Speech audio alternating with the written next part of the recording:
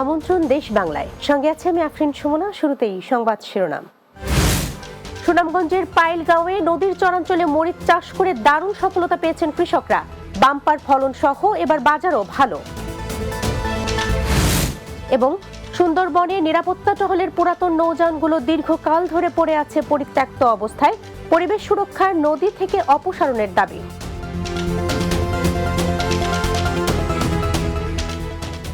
শুনছিলেন শিরোনাম, এবার বিস্তারিত। সুনামগঞ্জের জগন্নাথপুর উপজেলার পাইলগাঁও ইউনিয়নের কুশিয়ারা নদীর পাড়ে দুর্গম চরাঞ্চলে মরিচের চাষ করে বেশ সফলতা পেয়েছেন কৃষকরা।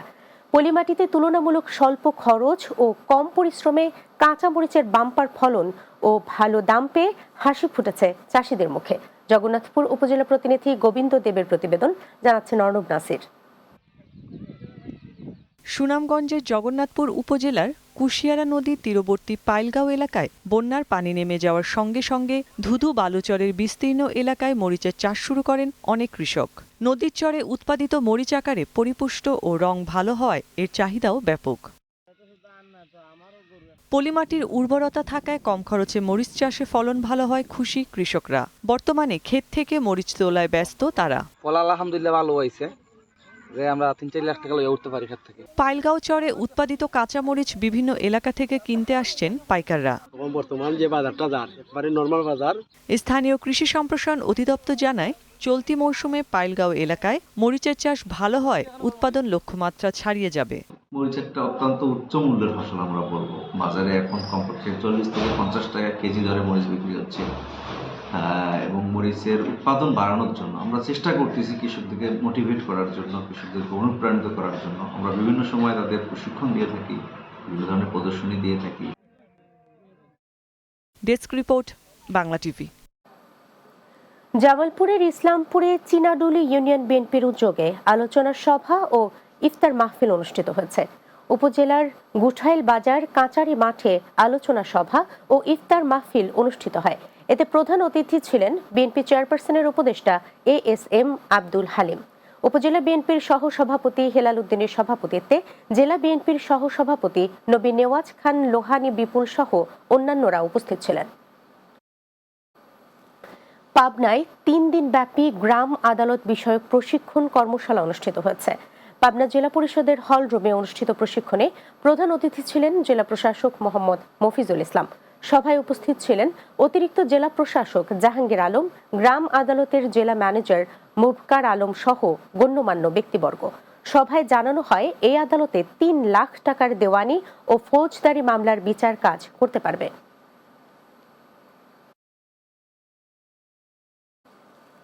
নরসিংদীর মনোহরদী উপজেলা ও পৌরসভা বিএনপির উদ্যোগে আলোচনা সভা ও ইফতার মাহফিল অনুষ্ঠিত হয়েছে। এতে প্রধান অতিথি ছিলেন বিএনপির কেন্দ্রীয় কমিটির সহ স্বেচ্ছা বিষয়ক সম্পাদক আব্দুল কাদের ভূঁইয়া জুয়েল। অনুষ্ঠানে সভাপতিত্ব করেন মনোহরদী পৌরসভার সাবেক মেয়র ডাক্তার আব্দুল খালেক। বক্তব্য রাখেন উপজেলা বিএনপির সাবেক সাধারণ সম্পাদক আব্দুল বাসিত ভুট্টু সহ অন্যরা।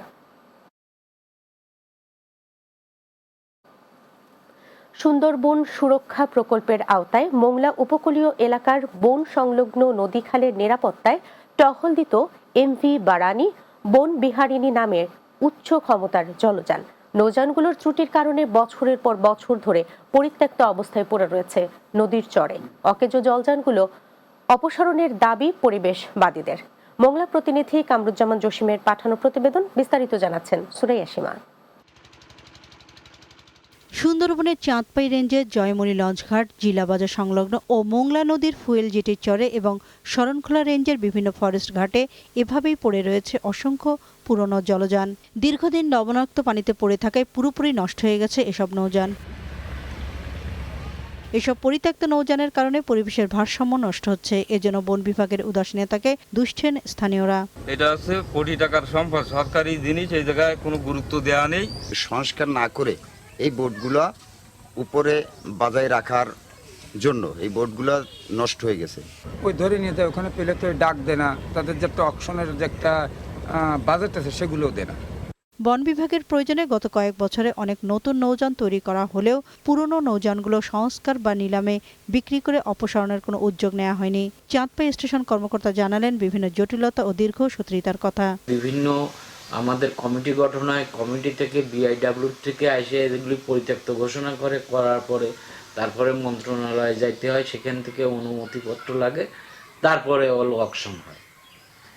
আমাদের ঊর্ধ্বতন কর্মকর্তা মহোদয়গণ এ ব্যাপারে চেষ্টা করতেছেন। নৌযানগুলো নদীচরে পড়ে থাকায় সরকারি অর্থের অপচয়ের পাশাপাশি দূষিত হচ্ছে পানি। দ্রুত আকেজে নৌযানগুলো সরিয়ে ফেলার দাবি পরিবেশবাদীদের। Desk report, Bangla TV. দেশ বাংলায় নিচ্ছি ছোট্ট একটা বিরতি। ফিরে আসার পর অন্যান্য সংবাদের সাথে আরো যা থাকছে। হবিগঞ্জের নবীগঞ্জ উপজেলায় 2টি অবৈধ ইটভাটা গুড়িয়ে দিয়েছে জেলা প্রশাসন। অভিযান অব্যাহত রাখার ঘোষণা।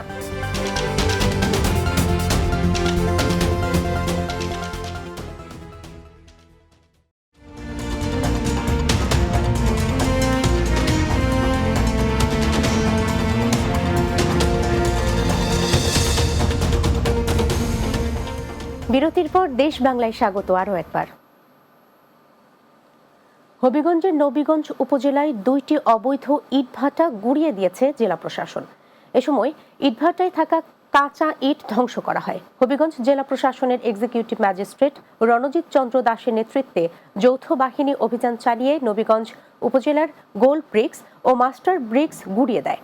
জেলা প্রশাসন ও পরিবেশ অধিদপ্তরের তথ্য অনুযায়ী জেলায় মোট 119টি ইটভাটার মধ্যে 30টির পরিবেশগত ছাড়পত্র নেই এবং 50টির লাইসেন্স মেয়াদ উত্তীর্ণ হয়ে গেছে।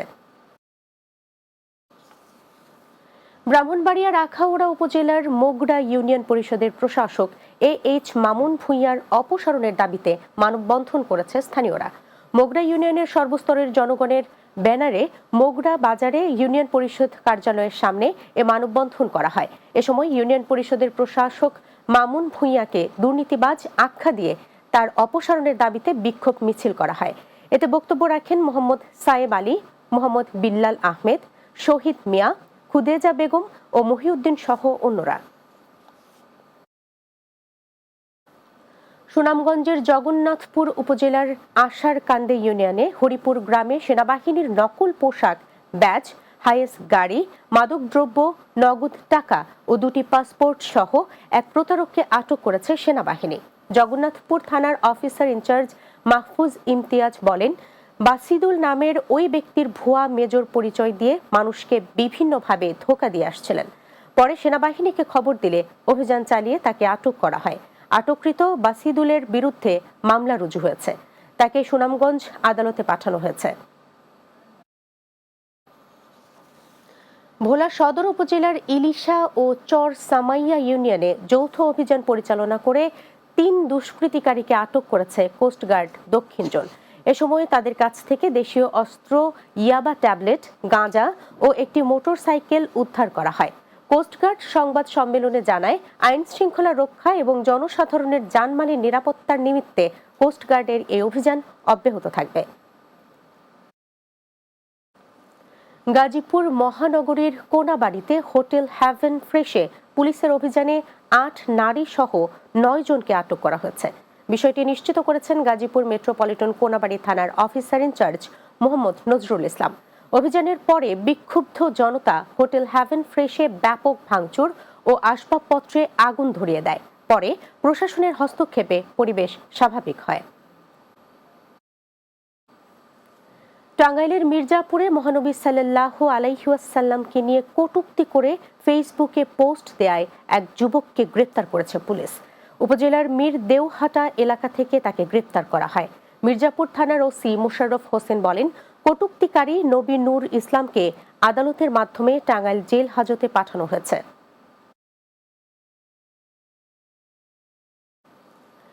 বরিশালের আগৈলঝাড়ার প্রেস ক্লাবের উদ্যোগে ইফতার ও দোয়া মাহফিল অনুষ্ঠিত হয়েছে। প্রেস ক্লাবের হলরুমে প্রেস ক্লাব সভাপতি মাহবুবুর ইসলাম মাহবুবের সভাপতিত্বে প্রধান অতিথি ছিলেন উপজেলা নির্বাহী কর্মকর্তা ফারিয়া তানজিন। আগৈলঝাড়া প্রেস ক্লাবের সাধারণ সম্পাদক ও বাংলা টিভির ব্যুরো ইনচার্জ FM নাজমুল রিপনের সঞ্চালনায় বক্তব্য রাখেন থানার ভারপ্রাপ্ত কর্মকর্তা মোহাম্মদ অলিউল ইসলাম, উপজেলা বিএনপির সাবেক সাধারণ সম্পাদক আবুল হোসেন লালটু সহ অন্যরা। মাদারীপুরে ইফতার মাহফিলের মধ্য দিয়ে ডাসার উপজেলা রিপোর্টার্স ইউনিটের ১৯ সদস্য বিশিষ্ট কার্যনির্বাহী কমিটি ঘোষণা হয়েছে। কমিটিতে মোহাম্মদ হেমায়েত হোসেন খানকে সভাপতি ও এস.এম. আজাদ হোসেন মুরাদকে সাধারণ সম্পাদক করা হয়েছে। ডাসার উপজেলা রিপোর্টার্স ইউনিটের প্রধান উপদেষ্টা হয়েছেন বাংলাদেশ সংবাদপত্র পরিষদের যুগ্ম সাধারণ সম্পাদক এ.বি.এম. সেলিম আহমেদ। উপদেষ্টা মনির হোসেন বিলাস, ডিবিসি টেলিভিশন মাদারীপুর প্রতিনিধি, এস.এম. তানভীর, বাংলা টিভি মাদারীপুর প্রতিনিধি।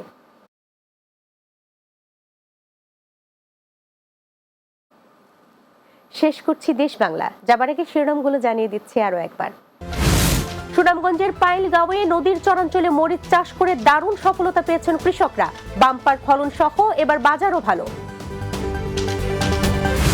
সুন্দরবনে নিরাপত্তা টহলের পুরাতন নৌযানগুলো দীর্ঘকাল ধরে পড়ে আছে পরিত্যক্ত অবস্থায়, পরিবেশ সুরক্ষায় নদী থেকে অপসারণের দাবি। এবং হবিগঞ্জের নবীগঞ্জ উপজেলায় 2টি অবৈধ ইটভাটা গুড়িয়ে দিয়েছে জেলা প্রশাসন, অভিযান অব্যাহত রাখার ঘোষণা।